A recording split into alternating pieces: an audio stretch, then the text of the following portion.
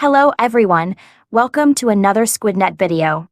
In this video, I'll guide you through the SquidNet Streamer interface and its seamless integration with the Maya graphical user interface. Together, we'll delve into its fundamental functionalities, showcasing the process of job submission directly from within Maya. Furthermore, we'll delve into the workflow, starting from job submission within Maya and extending to the monitoring of these tasks within the SquidNet main user interface. To begin, let's discuss the overall process. Within Maya, you'll find a plugin specifically designed for SquidNet's desktop streamer interface, which you'll find in the system tray of your operating system's main screen. To load the streamer plugin, access Maya's plugin manager to load this plugin directly into the Maya graphical user interface. Once loaded, you'll gain access to a range of functionalities seamlessly integrated into Maya's environment. One of the key features is the ability to submit jobs from within the Maya desktop application. Additionally, the SquidNet plugin offers asset checking capabilities before the job gets submitted to the render farm. This involves scanning your scene for missing files, unsupported plugins, corrupted files, external references, and any other possible issues that could affect the rendering process. Furthermore, the Streamer plugin facilitates automatic packaging of scene assets. This means that all project-related assets are compressed into a single file before being uploaded to the server. Additionally, SquidNet employs Delta uploads, ensuring that only modified assets are sent to the server on subsequent job submissions, minimizing upload times. The Streamer plugin operates on the user's active project folder settings within Maya and assumes that project assets are pathed relative to the parent project folder. In cases where assets are located outside of the local project folder, SquidNet automatically repasses these assets, saves a copy of the updated scene file, and uploads it to the server without altering the original scene file. Notably, the SquidNet Streamer supports both CPU and GPU rendering pipelines, providing flexibility in rendering options. Moreover, it facilitates automatic uploading of content to the rendering server and downloading of rendered content to user-specified paths, streamlining the rendering process. While there are more features beyond what we've covered here, these highlights should give you a solid understanding of the capabilities of the SquidNet Streamer within Maya. Let's dive in and explore these features further. Alright, let's go ahead and get started. What you see here on the screen is the current Maya user interface. Our first step is to load the SquidNet Streamer plugin. To do this, we need to open Maya's plugin manager, search for SquidNet, and then load it. Once loaded, you should notice a couple of new top menu options and some new shelf buttons. At the top menu, you'll find three options: Open Job Queue, Open Transfer Queue, and Submit Job button. Similarly, on the Maya shelf, you'll find the same options. Clicking on Open Job Queue will display the current job queue, which currently shows no active jobs. The Transfer Queue also indicates no active transfers, whether upload or download. The Submit Job option is currently failing due to the absence of an active scene loaded in Maya. Next, let's set up our project folder. Navigate to the root folder and open a scene. In this example, we'll load a scene from the root scenes folder.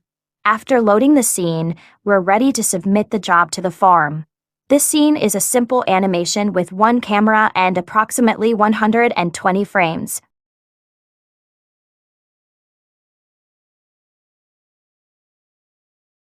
Save the scene, then proceed to submit the job either from the top menu SquidNet Submit option or by clicking the Submit button on the open shelf.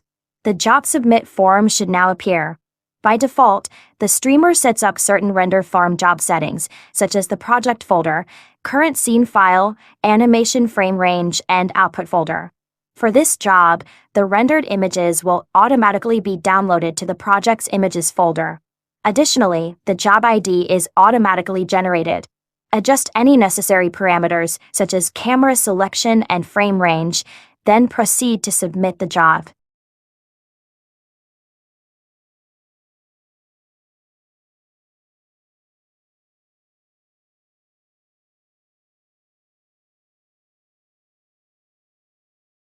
Returning to the job queue, you should now see our job in the queue. You can monitor its progress as it is uploaded and transferred. Currently, it is rendering in the queue.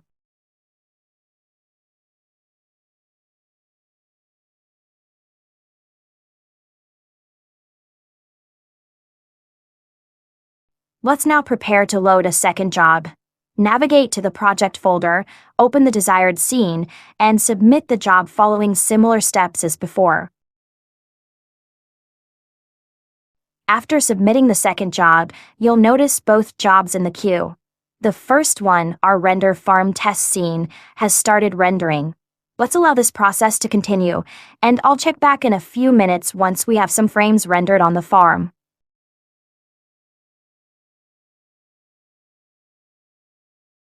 Okay, we're back now. So let's go ahead and switch over to the SquidNet main user interface and let's see what's going on. As you can tell here, we have 2 jobs in the queue. In this particular test environment, we have 4 render nodes set up, the master controller and 3 render slaves as shown here. We have 1 GPU card here, and these are the active frames that are being rendered. This is the farm work queue, which basically shows which jobs are rendering on which render nodes. In this case, we can see that each one of the render nodes is rendering our first job. If we click on an active job, you can see it's queued and has active slices as well as all the slices that have been rendered so far. As you can see, this job is going to render about 120 frames. There's a little preview snapshot of all the current frames as well as a slider to scroll through the completed slices.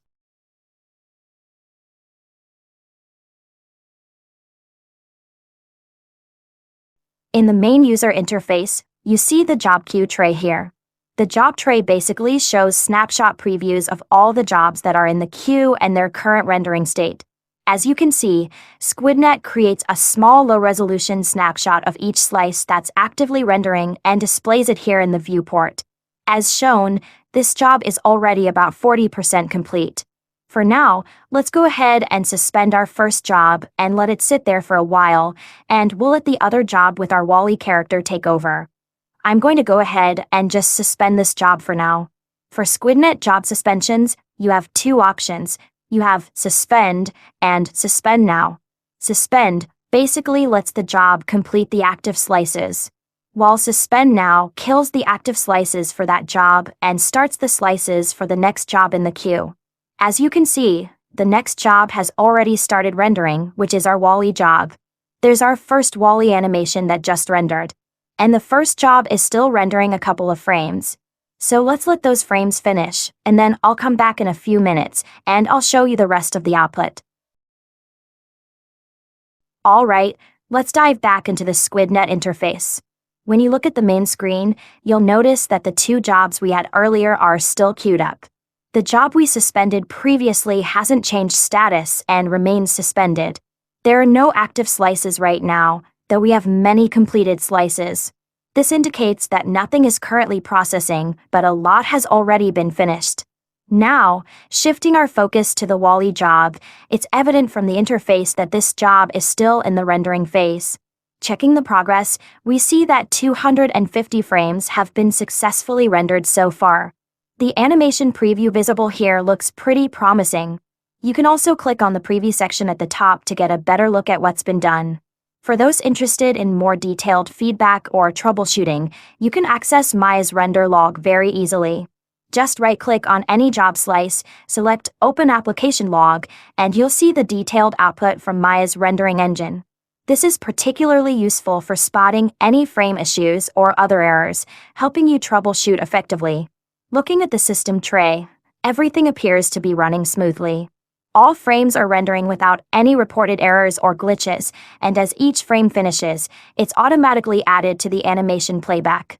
It's really satisfying to see the animation come together as planned.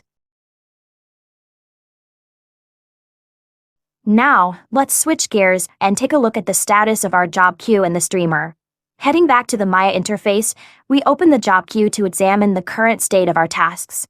Both jobs are still marked as active, with the first one still suspended.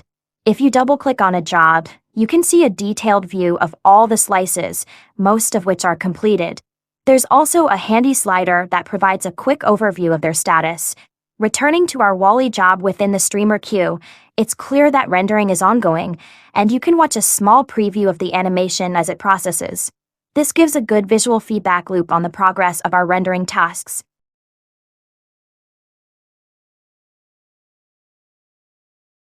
That pretty much covers the functionalities of how SquidNet and the streamer work together to manage and process our rendering jobs. Thanks for following along, and I'll see you in the next tutorial video.